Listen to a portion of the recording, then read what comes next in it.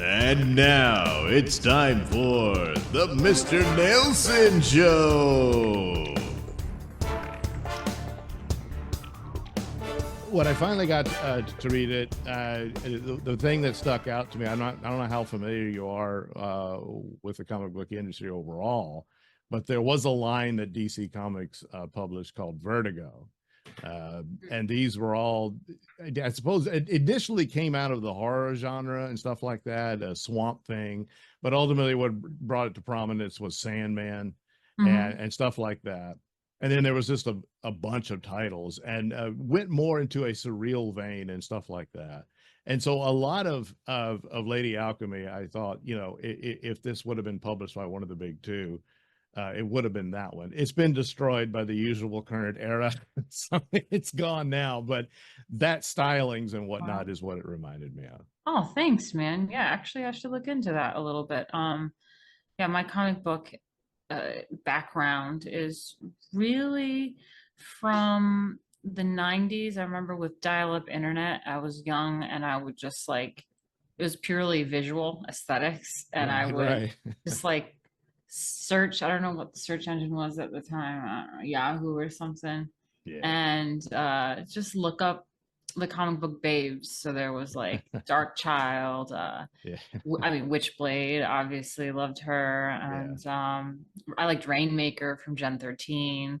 So like any of the Gen 13, Gen 13. Gen 13, right? Yeah. But I like in particular Rainmaker because I liked, you know, the ones that are brunettes and stuff like that.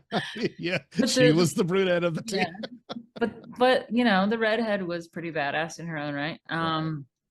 So I just really liked like these babes and I just thought that they were really cool and I wanted to be a woman like them, you know, sexy and cool, but I never really got into like reading too much about it. So it's really interesting now coming around from this angle of it and being around people like you and others that have more of a background of reading it. I find it really interesting and I have some stuff to research and continue on the journey of comic book making. So.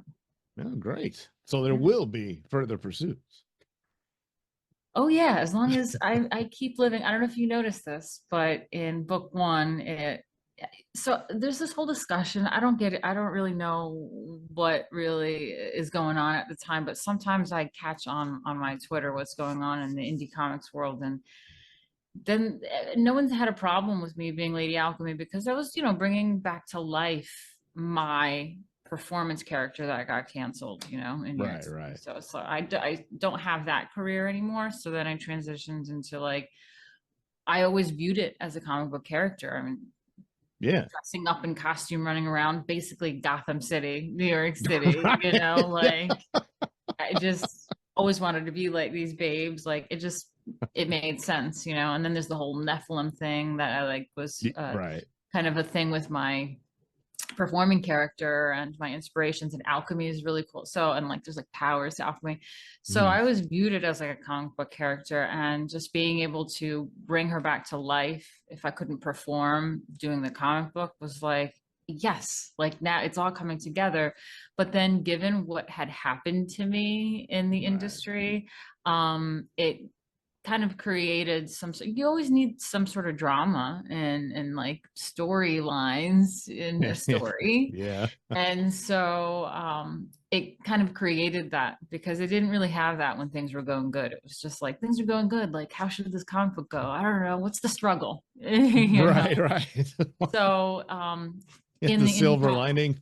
It created a struggle for me, and I got to interpret that through art. And I don't know what's going on in the indie scene, but everyone was cool with me portraying my real life and my real character in a comic booky way. I guess you call it a self-insert now, but you know, to me it is and it isn't, because I always viewed Lady Alchemy as like a separate entity. It's kind of like, you know, Lady Gaga isn't like in a costume dressing up with her family and being like, I am Gaga, like, you know, she hangs out in the kitchen like that. You know, like it's not really how it is. You view it in a like as like a separate thing, and it's like Yeah. its own character that you've created, and Right. it's weird. It's that's what being a performing artist is. So.